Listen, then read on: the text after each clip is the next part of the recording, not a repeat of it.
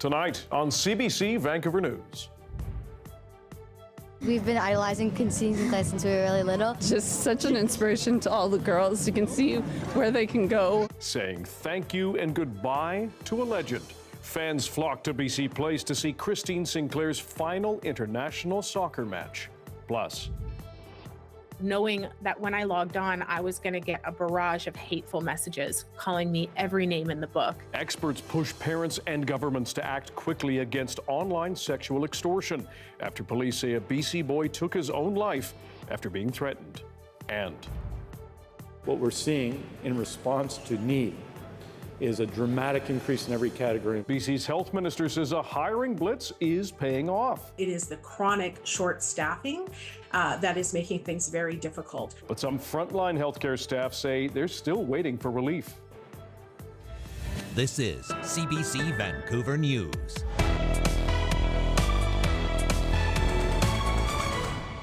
Hello, I'm Dan Burritt. Thanks for joining us. Pan Am gold, Olympic gold, and 190 international goals, the most of any player, man or woman.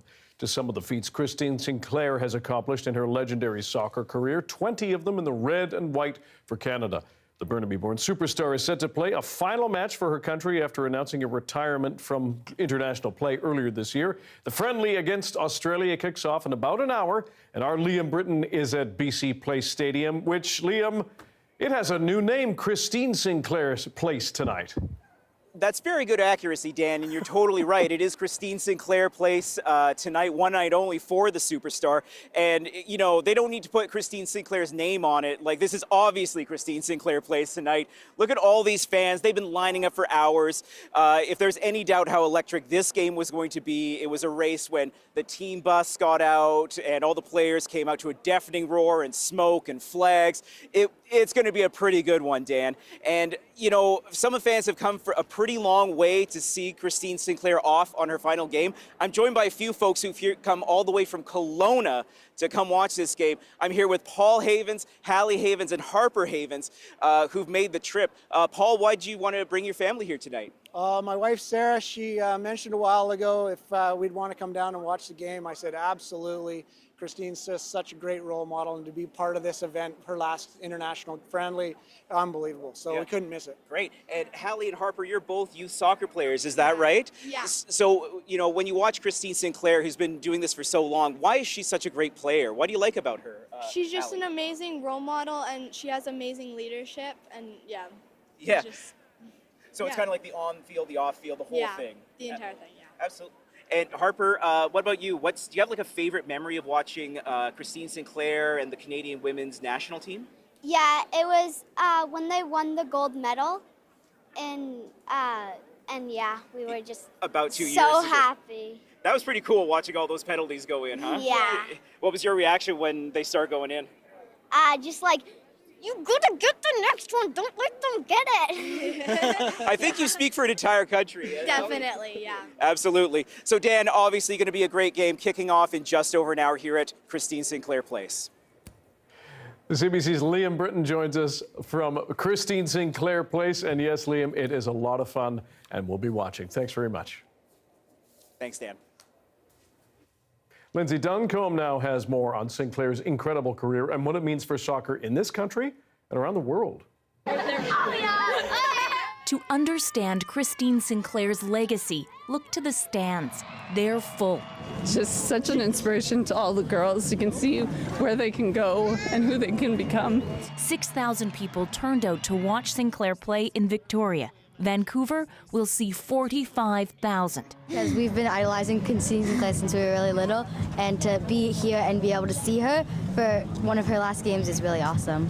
She has drive to win. She has very good sportsmanship, and yeah, she's a very nice person on and off the field. Back when Sinclair first joined the national team, there were no crowds. Christine Sinclair! Then she started scoring. The team started winning. Bronze at the Olympics in London, again in Rio. World Cup disappointments, Olympic gold. With 190 goals, Sinclair has scored more than any international soccer player, man or woman. Harjo Hall has covered Sinclair for a decade. In Canada, Christine Sinclair, she's not just a great footballer, she's probably one of the greatest athletes our country has ever produced. Off the pitch, Sinclair fought for the women's team to be treated the same as the men, making that case to Parliament in March. People really listen, people paid attention because she's not someone that speaks a lot and uses her voice, but when she has something to say, you better listen. Sinclair will continue to work with young players and help develop a professional women's league in Canada. It's incredible to experience the change. These young kids have all the opportunities in the world now. It's exciting. Opportunities she forged, excitement she created. And for all that, the cheers tonight will be so very loud. Lindsay Duncombe, CBC News, Vancouver.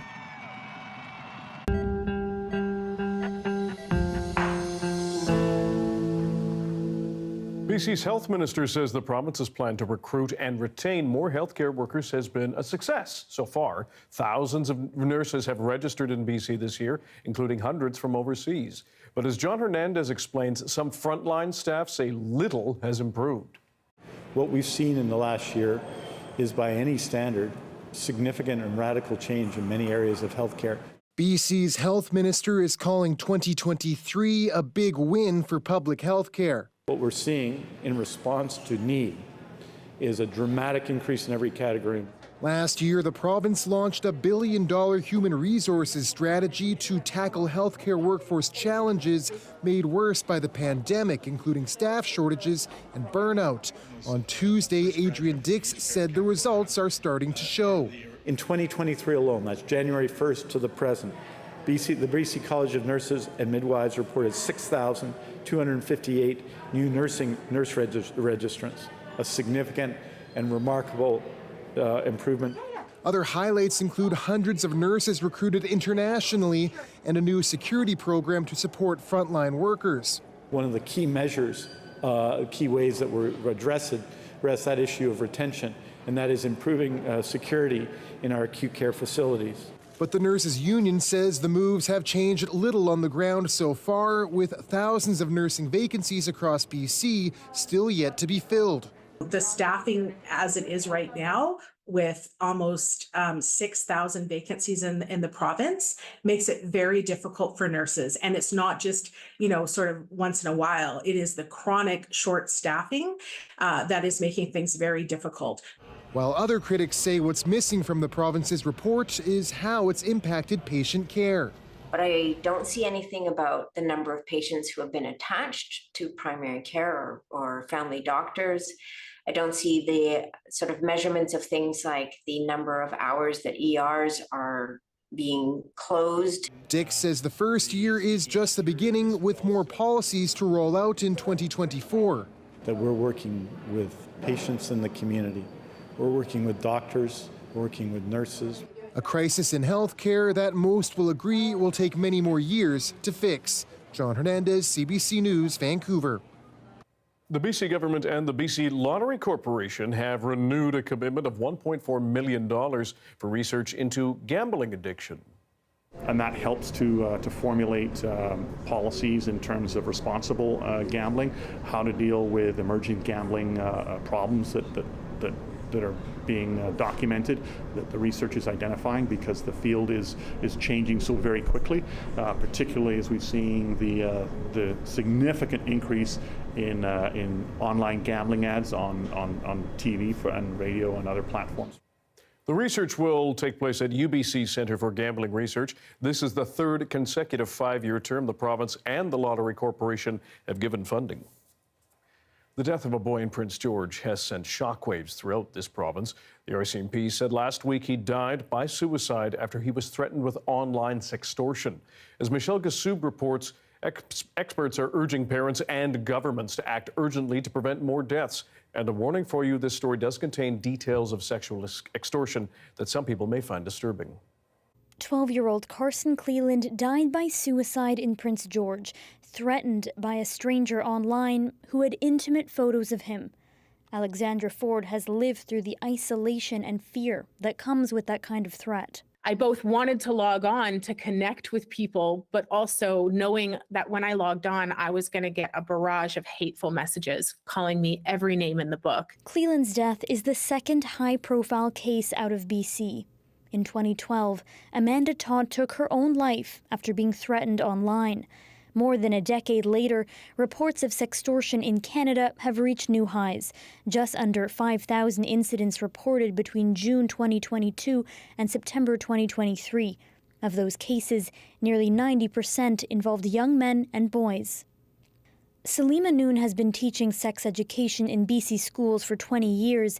She says the questions she receives from students have changed. This school year, I've had grade 6 and 7s ask me anonymous questions about foot fetishes. And I know this is coming from sites like OnlyFans. BC's Attorney General has been meeting with the CEOs of sites like OnlyFans, urging them to comply with legislation that protects victims. She says the old school advice to not talk to strangers online is unrealistic, but there are behaviors to watch out for. Someone being way too attentive to you, asking too many questions, wanting to know everything about you. Look for someone who's asking you to shift platforms. You met them on Roblox and now they want to talk to you on Snapchat. No, do not switch platforms. With more and more people sharing their most intimate moments online, anyone, young or old, can fall victim. The advice from those who help in these cases: never pay someone who is threatening you. These images will not be distributed because this is a financial gain for these people, and they have no incentive to actually post those images if you're not willing to pay. It's actually a risk to the exploiters because that's going to paint a target on them and make them easier to track by the authorities. With a second teen death recorded in BC, parents and guardians reminded to banish the shame that comes when a mistake made online seeps into the real world. Michelle Gassoub, CBC News, Vancouver. This coverage can be very upsetting for some people. If you or someone you know needs help, you can reach the BC Crisis Centre 24 hours a day, 7 days a week. The number is 1-800-784-2433. That is also 1-800-SUICIDE. They offer help in more than 140 languages. You can also call or text the nationwide suicide prevention hotline. That number is 988.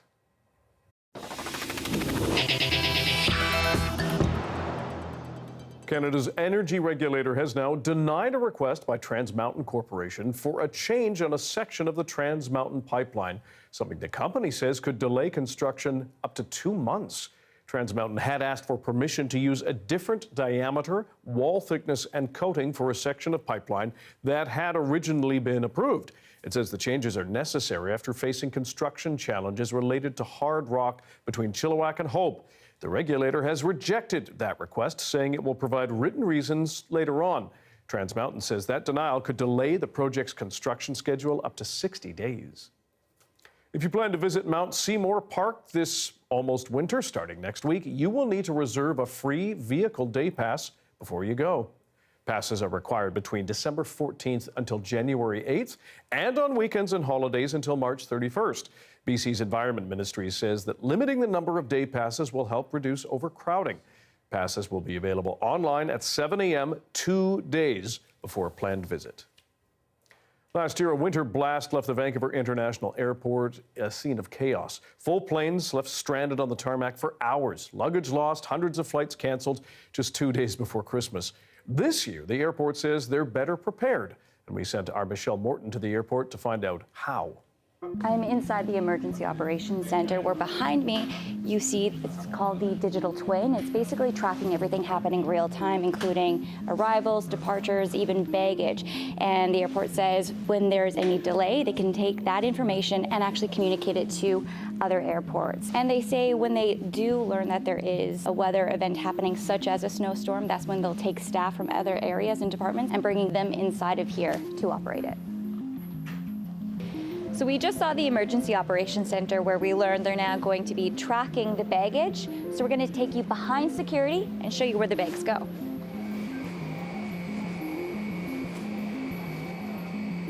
Right now, we're downstairs in the domestic baggage hall. So YVR says they actually brought in up to 30% additional staff internally and also contracting others out so that they have more hands on deck so that, for example, if there is a delay, they're quick to get those bags off the plane.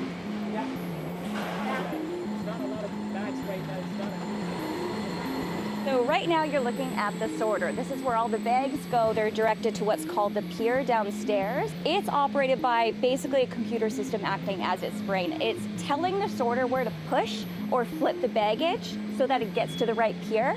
So this has always been in operation, I'm told. But the new quality here for this year for the winter preparedness plan is that they make sure that it can still run through the winter elements.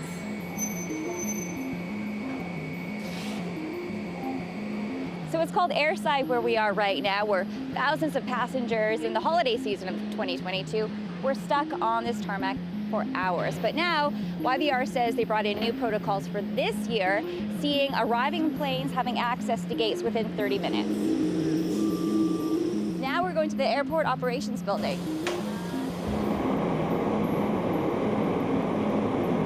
To keep the tarmac clear, YVR says they purchased some new heavy-duty equipment, including this snowblower here. This is a new model, can actually clear almost double the amount than this older model here. As well, on top of that, they said that they hired additional staff and contractors to operate the equipment. Everything you just saw, including these new protocols we just learned about, was all in preparation of the approximate 2 million passengers YVR is expecting to see during the month of December. Compared to last year, that's around 250,000 more. And they expect the busiest days to be between December 20th and the 22nd. Michelle Morton, CBC News, Richmond. Meteorologist Russ Lacade is in for Darius tonight. That was an ugly scene last year, Russ. Holy moly.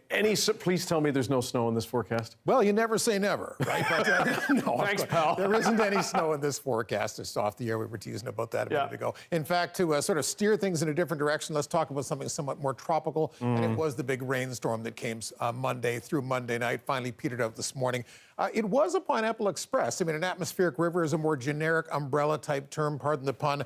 The Pineapple Express, the jet stream literally was scooping up these ladles of subtropical moisture from the Hawaiian Islands and transiting it straight across the eastern Pacific and pretty much emptying its tanks right here across parts of the lower mainland. Washington State hit hard, coastal Oregon hit hard. Now it's tapered off in Vancouver to scattered showers. A number of showers still around the island as well, but the only trouble spots for our weather continue to be parts of the interior around the Columbia's winter storm warning in effect, and in parts of the southern interior, heavy rain does continue as well. How much rain did we get around here? Well, upper end of the scale, 99 millimeters in Squamish.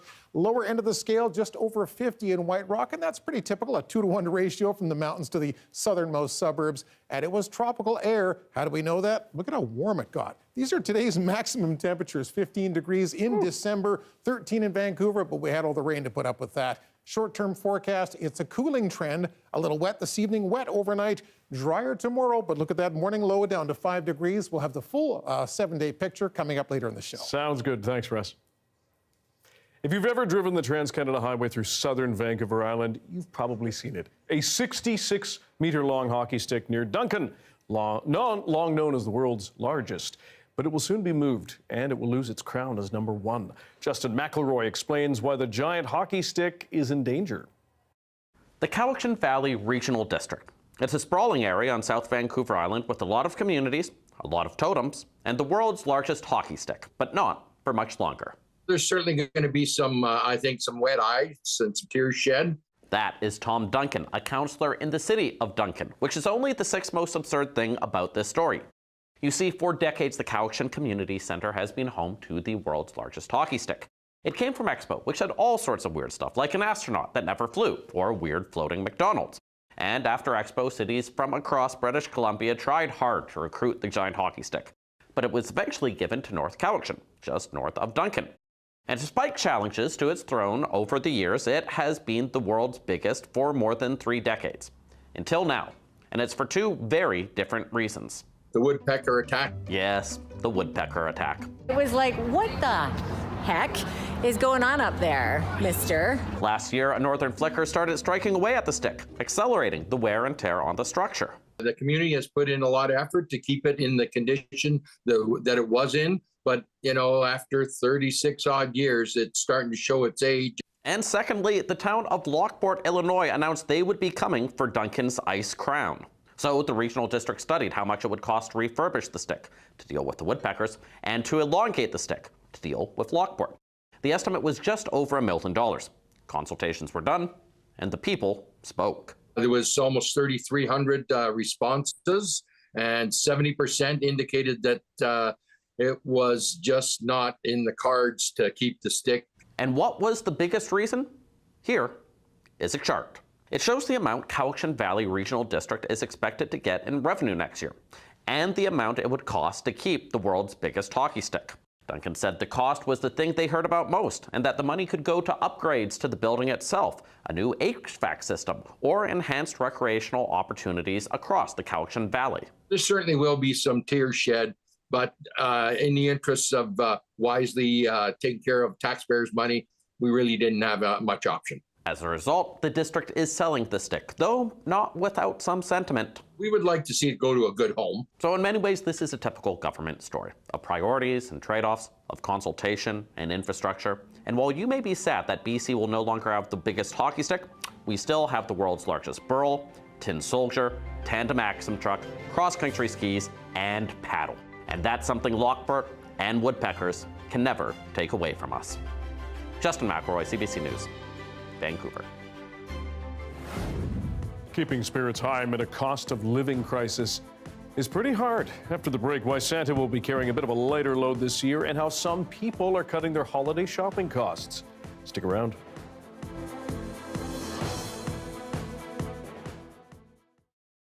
Hello to everyone watching our commercial-free live stream. Thanks for being here.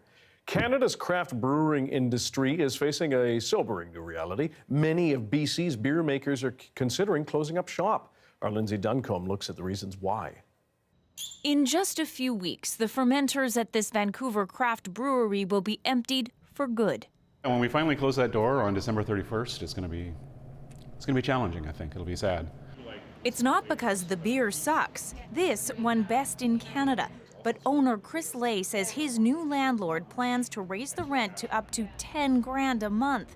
Combine that with the soaring cost of hops, barley, taxes, and well, pretty much everything, and he can't make a go of it. When you look at it purely logically, it's a no-brainer. Emotionally, much harder. The problem for breweries right across the country is that everything you need to make beer is costing more, and people aren't drinking as much beer. The BC Craft Brewers Guild says warnings about booze consumption are changing behavior, and those who do imbibe are broke. We just are not seeing the drinkers. People are not coming in as often to the tasting rooms, or they're not purchasing because they just can't afford to do it. They're buying groceries and gas. That makes it tough to consider raising prices to cover costs. I think it would be easy to say 15% of the businesses are very much struggling, that they may not be in business this time next year. Rent may be especially high in Vancouver and other big cities, but breweries in smaller places are at risk too, says the National Association. It wants to see pandemic loans extended and federal taxes reduced. Really just to stay afloat through 2024 and beyond. Breweries just need a break right now. Chris Lay is looking for a new place to brew, somewhere more affordable, perhaps shared. His business plan now includes craft non-alcoholic soda, adapting to sobering times. Lindsay Duncombe, CBC News, Vancouver.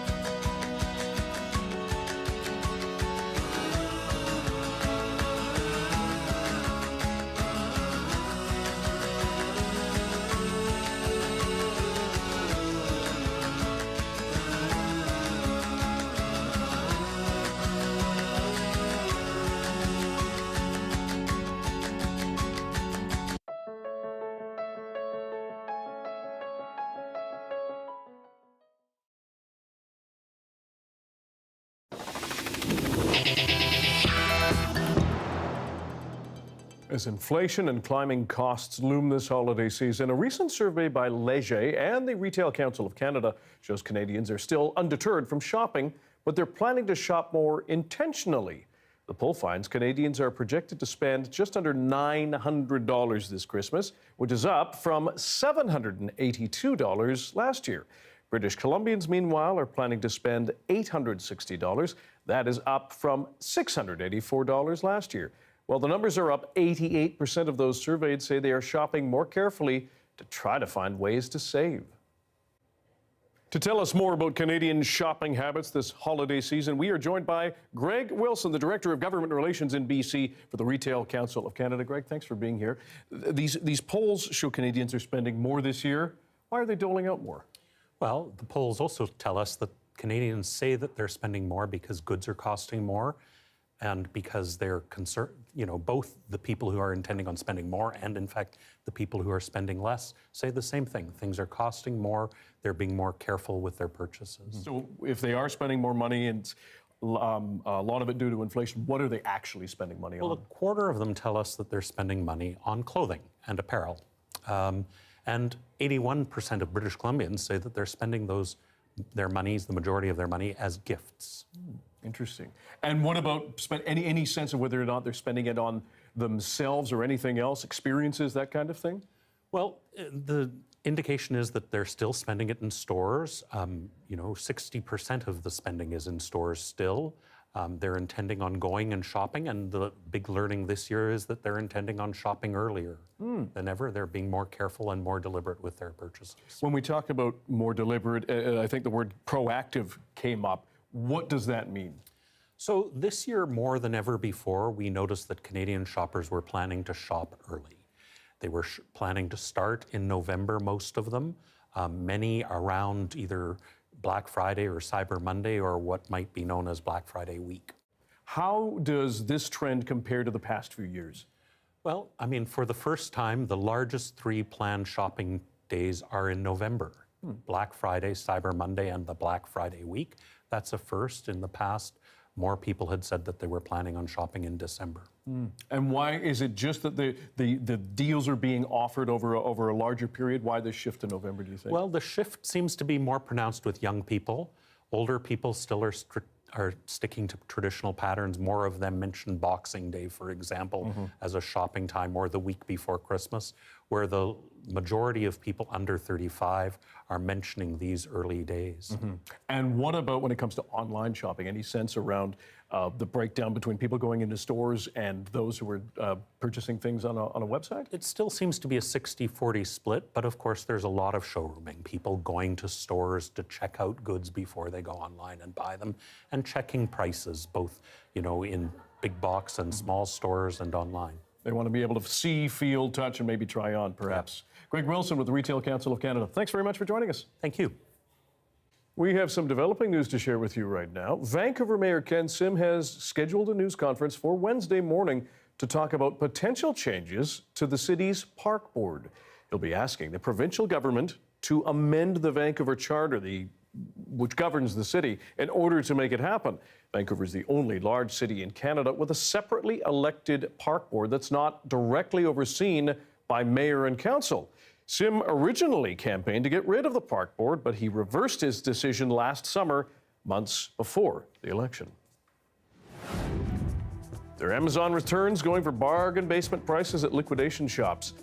The big problem? The original buyer's info is still on the packages. The security concerns that raises are next.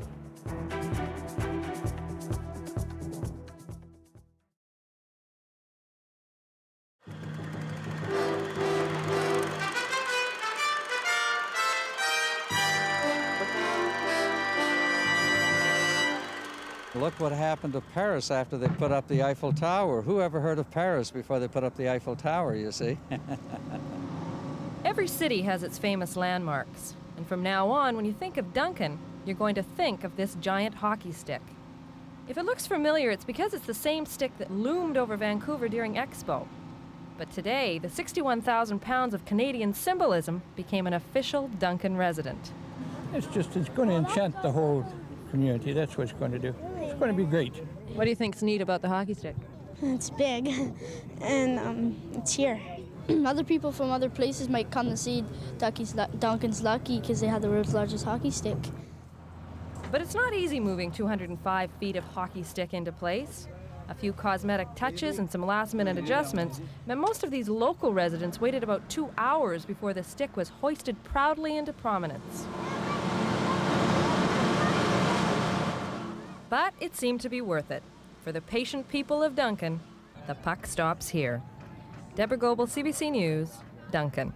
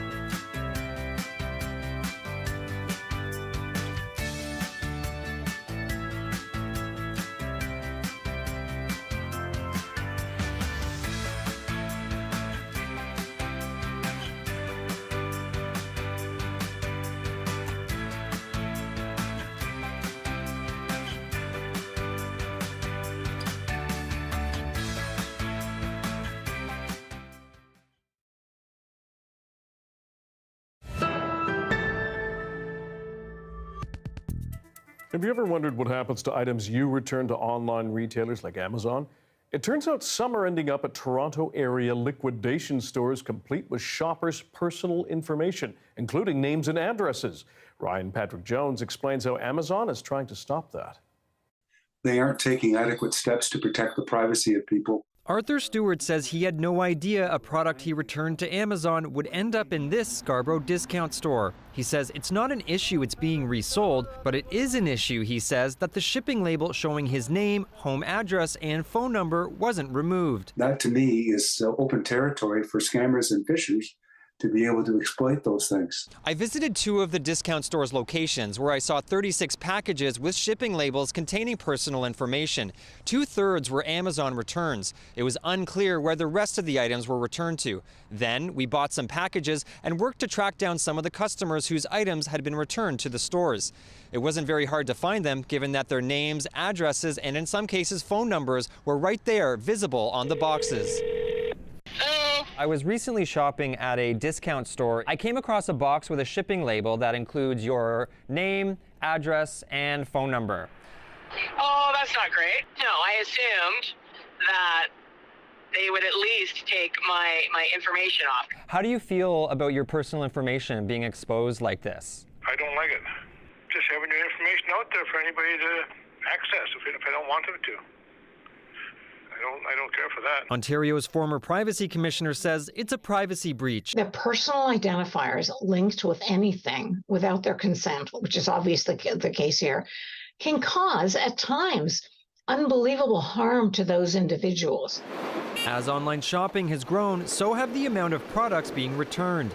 This lecturer says returns can be expensive and challenging for Amazon and its third-party sellers to manage. These things are outweighed by a fast and effective process for just getting rid of the product. An Amazon spokesperson says it sells to liquidators who are supposed to remove customers' personal information before they in turn resell packages to discount stores, and that the online giant is now launching an internal investigation. Meanwhile, the Office of Canada's Federal Privacy Commissioner says it will also look into the issue. All these organizations, I know they have privacy policies and practices in place, but they should be taking a constant look at how they do business and how they can continue to improve the way in which they protect the privacy of their clients and customers. As for the store that sells the returned items, the owner says he'll hire more staff to make sure people's personal information is no longer visible. Ryan Patrick Jones, CBC News, Toronto. The Assembly of First Nations is gathering in Ottawa this week for a major reset. First Nations leaders will elect a new national chief to replace Roseanne Archibald. She was ousted from the top job earlier this year following internal turmoil. As Olivia Stefanovich explains, they say they're looking for someone to chart a new path forward. The Assembly of First Nations at a crossroads, facing a decision that could shape one of the most powerful Indigenous organizations for years to come. I am confident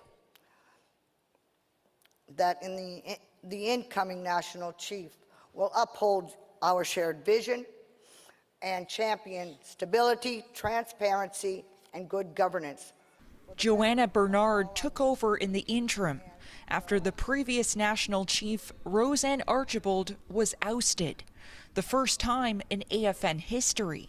It's an opportunity to maybe restart the relationship that's been fractured over this 2+ years fiasco with former Chief Archibald. The episode created tensions the next national chief will have to heal, along with the aftermath of a bombshell report from the last assembly, revealing widespread harassment and sexual misconduct within the National Advocacy Organization. So we need a path. We need a reconciliation path internally. New at this week's assembly, participants are required to sign a code of conduct declaring they will be respectful. It's been tough the last couple of years and certainly throughout all the years. I think that the AFN is going through a growth again, and I think that by bringing our elders together with our young people, they will guide the way. All 6 candidates running for the top job say protecting staff is a top priority. We want to reassure them too that they're safe and that the National Chief's Office fully supports them. We want to make sure that people are being able to share what they think and share their thoughts and find a healing path so everyone can start to feel comfortable and start to feel that their voices matter. The next national chief will also have to bring the AFN's focus back to business, advocating and lifting up the voices of more than 630 First Nations. Olivia Stefanovich, CBC News, Ottawa. Canada's commitments at the COP28 summit are getting pushback in Alberta. Environment Minister Stephen Guilbeault announced a sweeping new proposal for reducing emissions yesterday, a plan that the Alberta Premier is calling illegal and unrealistic. The CBC's Susan Ormiston has the details from Dubai. Here at COP28, that federal announcement Monday to cut methane gas emissions by 75% in Canada, well, that's still reverberating around this venue. The Alberta delegation here is strongly opposed, and CBC News caught up with Alberta's Premier, Daniel Smith. We are the owner of the resource. The federal government, if they want to make these kinds of changes, should be coming to us first. They shouldn't be coming to the partners that we're working with to develop the resource and then telling us after the fact what their targets are going to be. That's just a very disrespectful way to conduct themselves. It's a preview of the battle to come and how this COP will deal with the oil and gas sector. The negotiations go into high gear this week. And Sultan Al Jaber, the president of COP this year, himself an oil executive, has said that, yes, the world does need to transition to clean energy. But will there be words like phase down or phase out of oil and gas in the final negotiated agreement? Saudi Arabia has already indicated that it will not support phasing down of oil and gas. But it's early. The final agreement isn't due until a week from today. The conference has also released the names and affiliations of all the 90,000 delegates registered here, and 2,400 are considered oil and gas lobbyists. That's a record number for a climate conference, but it's also the largest climate conference ever. Meanwhile, a lot of work is going on to pledge billions of dollars in climate financing to speed up the transition to renewable energy, especially for developing countries still stuck with dirty fuels. They need capital to transition. Today, a new report said this year, the world put 1% more carbon emissions into the air, and everyone here is trying to bring that down. Susan Ormison, CBC News, Dubai. Israel's war with Hamas is now into its 60th day. With large parts of northern Gaza under Israeli control, IDF troops have advanced into the last section of the territory that remains in the hands of the militants. The CBC's Sasha Petrusik has more.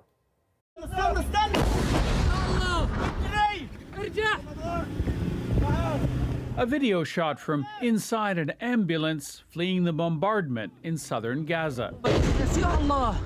Yalla, get going, they yell, as scores run for their lives. Running from hundreds of bombs dropping. And fierce street fighting in Khan Yunis, Gaza's second largest city. This video from the perspective of the militant group Islamic Jihad. This one from Israel, as it says it's launched the biggest ground operation since this war began. Hamas is feeling it, says Israeli Chief of General Staff Herzi Halevi. Many Hamas operatives, including senior commanders, have been eliminated, he says. 2 million Palestinian civilians are feeling it too. Told by Israel to get out of the way, they're on the move from one impromptu refugee camp to another. There is no safe place in Gaza, says this man, as he tears down his family's tattered tent once again. Food, water, and medicine have been choked off since the pause in fighting ended. The situation is getting worse by the hour. UN and aid agencies say they can't operate, and today the U.S. said Israel needs to allow more aid in. There is not enough being done right now. The level of assistance that's getting in is not sufficient. It needs to go up, and we've made that clear to the government of Israel.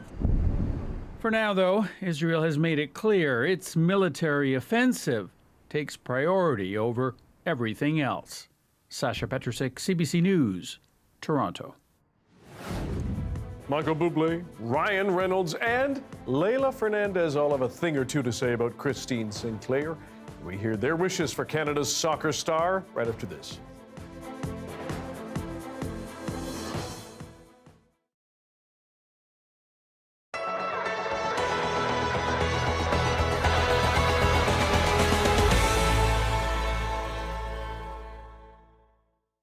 There's urgency to this November search. People from 4 Island Lake communities are helping before the lake freezes, looking for a man who went boating the week before and didn't return home. Kurt Mason is always ready with his diving gear when he gets the call that someone's missing. I don't ask questions. I just jump and go help out right away. It's the second drowning victim from the region in 2 months. Using sonar and an underwater camera, community searchers found the body. That's when the dive team jumps into action. Mason always asks for a prayer before they enter the water to retrieve the body. Since I had my wet gear on, so I jumped in the water. Maybe the water was that deep, and it was cold. And it was so cold, like ice pinching you. That's how cold the water was. He and 2 others went about 5 meters down and found the man's body after about 10 minutes. Victor Little brought the divers back to shore, where the man's father thanked them. They're always looking for closure. They usually give thanks and appreciate what we do. There are 15 certified divers on the Island Lake scuba diving team. They're called Ogogik, a synonym for people who go underwater. The team grew about 3 years ago during a massive community effort to find Tammy Nadaway. The 16-year-old disappeared July 2020, sparking a land and underwater search. That's when Tanya McDougall, one of 2 women on the dive team, got involved. I sang the water song, and I was thinking, as women, First Nations women, we carry the water teachings. Nadaway still hasn't been found. Her disappearance remains an open police investigation and something that still haunts the searchers. But they don't give up. What we do, like volunteering, it comes from our hearts. It's for the people. It's for the people that we're doing this for. I just go. That's how we are. Our thing. It comes from here. And they'll go out again to help the next family needing closure. Erin Broman, CBC News, Garden Hill First Nation.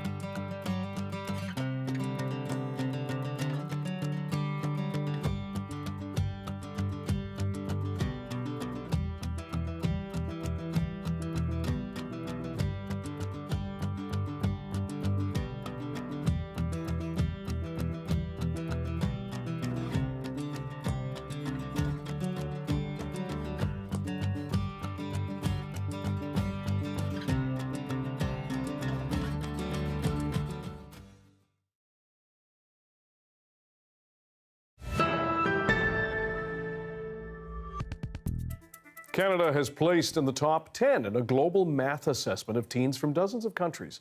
But as Cameron McIntosh shows us, when you dive into the numbers, a troubling trend emerges. Math scores in this country are falling. I'm given a right circular cone. Imagine, this is due tomorrow. I'm asked to find the maximum volume that the cone may have. A little beyond grade 10 pre-cal. But the fundamentals demonstrated by Professor Anna Stocky in this problem rely on math skills developed in high school. Skills she's long argued too many lack. We're not spending enough time on math in schools. And second of all, kids just aren't getting good instruction. A standardized global test written last year by more than 22,000 Canadian 15-year-olds found among OECD countries, Canada ranked 9th in math, leading English-speaking countries, including the United States. 78% of students showed baseline or better understanding. Of that, 12% were high achievers, but nearly a quarter, 22%, were below baseline. Now, plot out scores from previous years using the same test since 2003. In calculus, that's called a negative rate of change. Results greatly vary between provinces. It looks now that, the latest results, some of the Atlantic provinces have dropped significantly. In a release, the Council of Education Ministers of Canada called the overall results strong, but Ontario's education minister calls the overall trend troubling. Provinces across the country have to redouble efforts on going back to basics. For Stocky, that means abandoning so-called inquiry-based learning, getting back to memorization, practice, showing the work.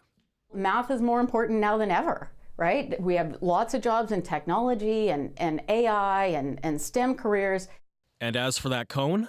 The maximum volume is 32 pi over 81 cubic meters. Can't really guess your way through that. Cameron McIntosh, CBC News, Winnipeg.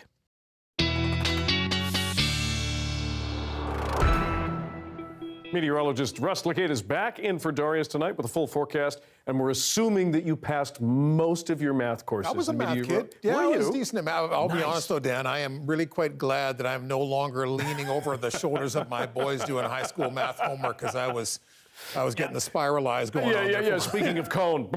Exactly. I would not have solved that cone volume equation. No. That's a bit of a sweat out. There would have been an emergency call out back. That's right. 24 hours difference, eh? Not bad. Big difference, yes. So our weather report, it does not include a lot of math today. There's a couple of numbers we'll show you shortly, but what we're talking about right now are the two jet streams. The warmer valued one that I kind of drew in here with the pinkish hue, and the cooler one, the polar jet, much farther to the north and steering that low into the Gulf of Alaska. So there's some heavy downpours going on the north coast, some torrential rain across parts of the southern interior, and a sloppy mix of rain and snow in sections of the southern interior towards the Alberta border as well. But there's a large area across the central part of the province that no longer has any weather warnings. We have heavy rain for the inland sections of the north coast. Heavy rain was dropped for the Highway 3 through Allison Pass and Manning Park, maintained, mind you, for eastern sections along the towards the Elk Valley and Kootenay Pass. That's what I was trying to say. Tomorrow's forecast highs, they are coming down a little bit.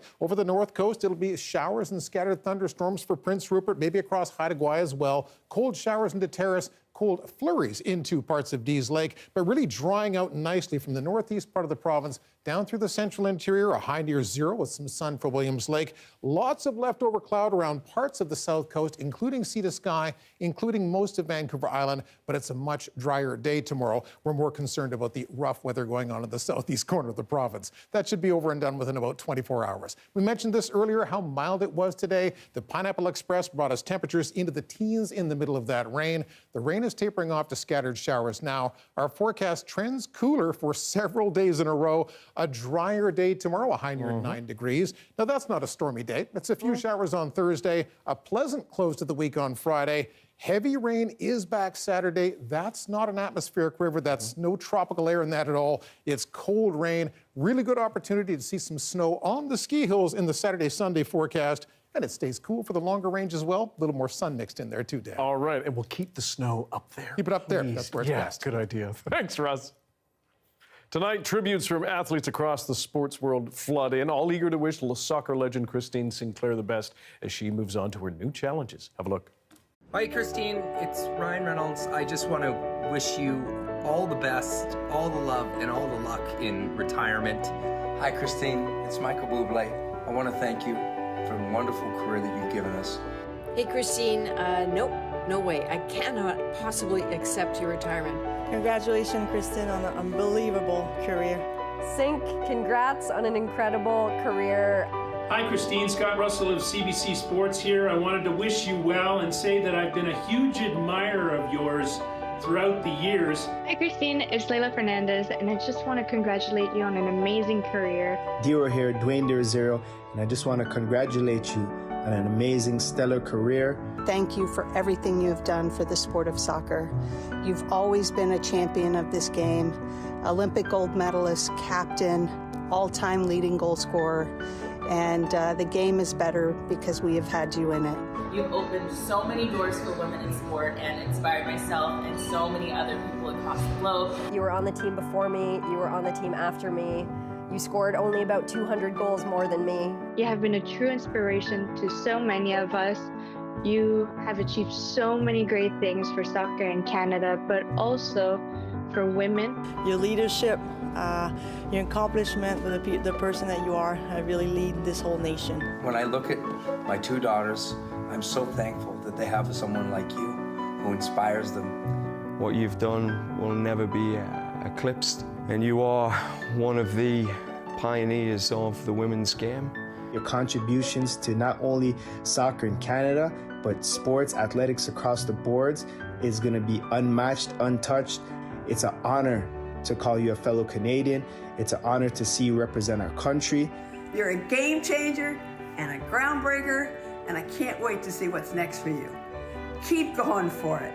You deserve all the applause that hands could possibly give. Sending you tons of love.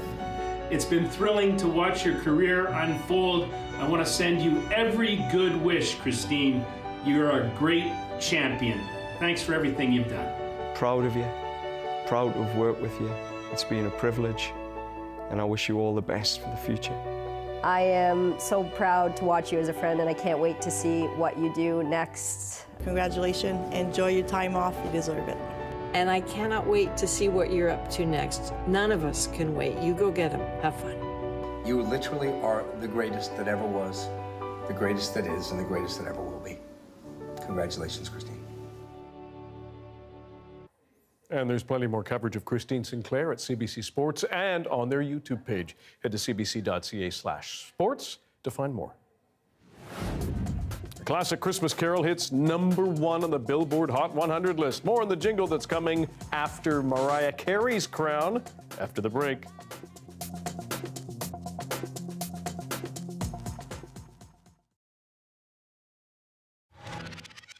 All right, you ready? What do you think I'm going to do? I'm so bad. I'm bad. I'm at 25 HP. I'm at 100. Oh no! No, you did it.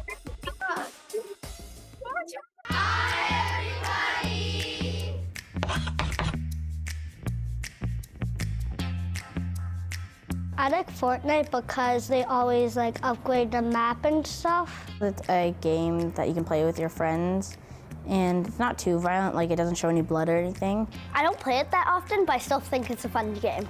I don't like Fortnite that much. I feel like it's a really violent game. Touch the 0 point. It will teleport you.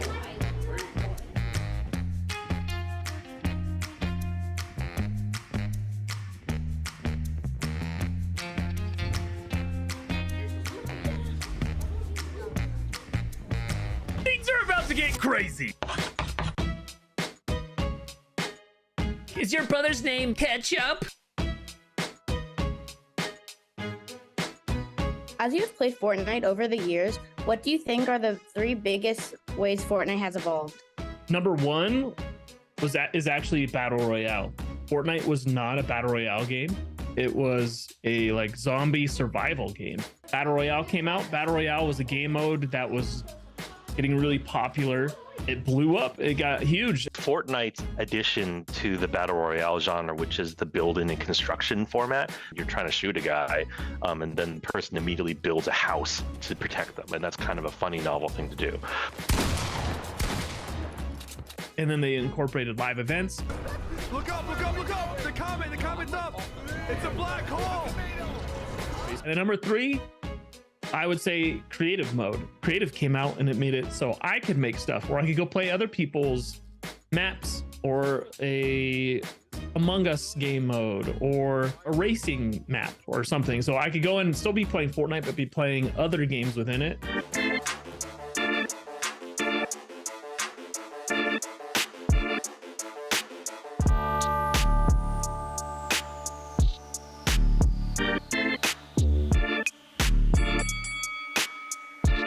All right, you ready? Yeah. Oh no! I fell all the way down. I'm so bad.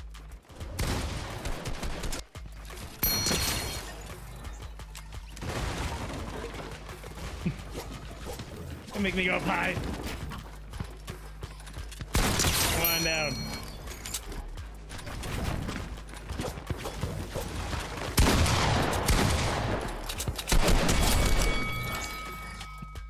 Oh, ouch.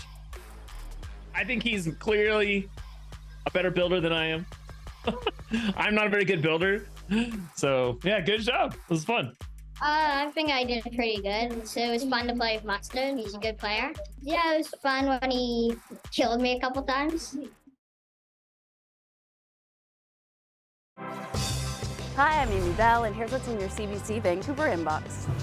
For 37 years, British Columbians have been donating to food banks at CBC British Columbia's Food Bank Day, raising more than $18 million for food banks in BC.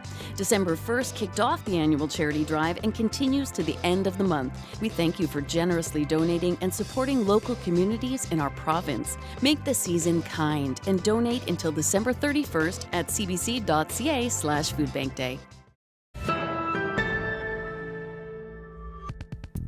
Well, only in Canada, if not in a big city. Take a look. Yeah, a pair of moose was spotted strolling through a southeast Edmonton neighborhood recently. They stopped to snack on some frozen apples in Kara Thompson's front yard and were later seen on a neighbor's security camera strolling through the alley, as they do.